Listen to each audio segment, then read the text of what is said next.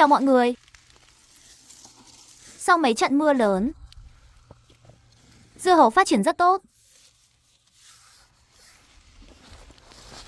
Dưa hấu cũng đang bắt đầu lớn.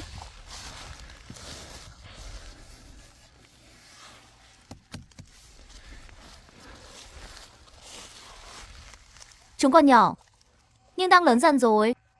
Thế nên tôi vẫn phải tỉa bớt những củ dưa nhỏ đi. Đây, những quả như thế này. Chúng đang lớn.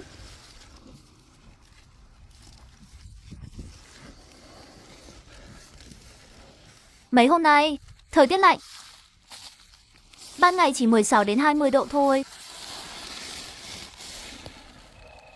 Chúng vẫn sẽ lớn thôi.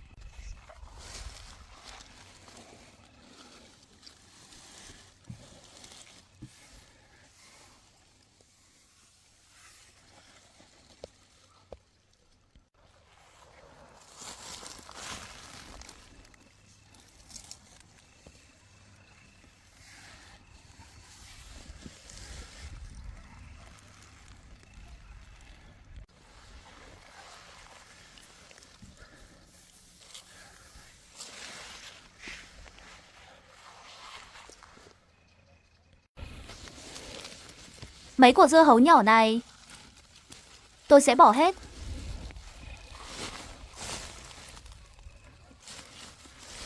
Chúng không cần thiết. Chỉ trong mấy ngày không có ở đây, chúng đã lớn nhanh thật.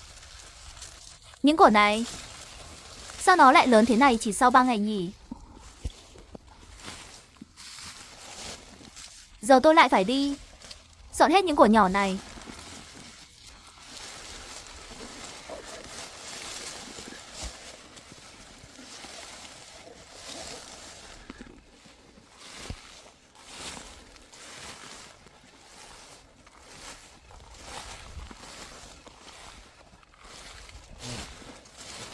Nó từ đâu ra thế? Mấy hôm trước, nó không có ở đây. Tôi không thấy nó. Tôi không đến đây 4 ngày. Chưa có mấy của này.